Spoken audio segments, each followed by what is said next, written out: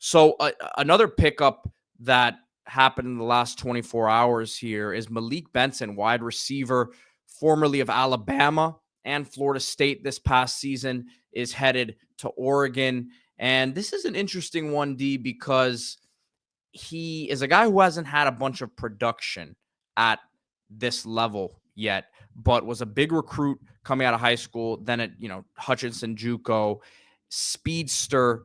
Again, only 473 receiving yards the past 2 seasons.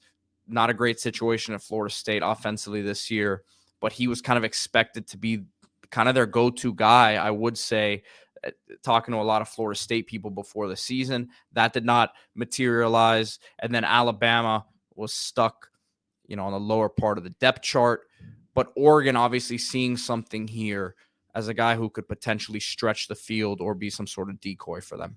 Yeah, look, Oregon is in terms of talent acquisition, they're right up there with Georgia on top of the country. So it's not like they're just being desperate here to get a player who hasn't produced. I think you see, first of all, there's a need at receiver, right?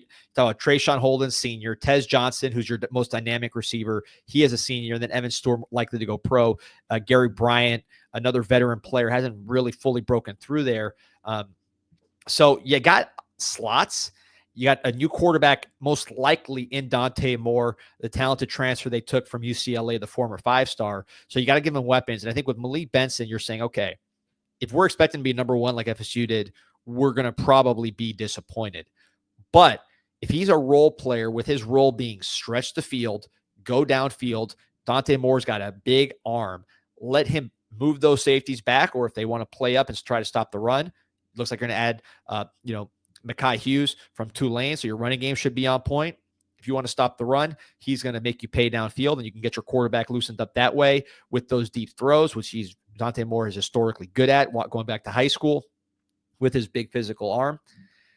I think it makes sense from a role player standpoint. Now, if you're expecting Malik Benson to be Evan Stewart or Tez Johnson as a player, I think you will be disappointed there. But to me, Oregon is really going to be about, DeCorian Moore and what he brings to the table as a true freshman. That's going to be just, to me, one of the best players possibly in the Big Ten as a true freshman. I really see him being that guy from day one. You don't want to over,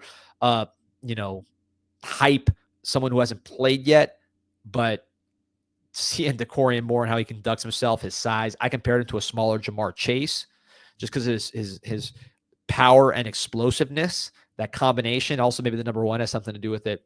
But I think he'll be a day one player. And I think Benson is going to be more of a complementary player as opposed to, like a Stewart replacement or something like that. I don't see that.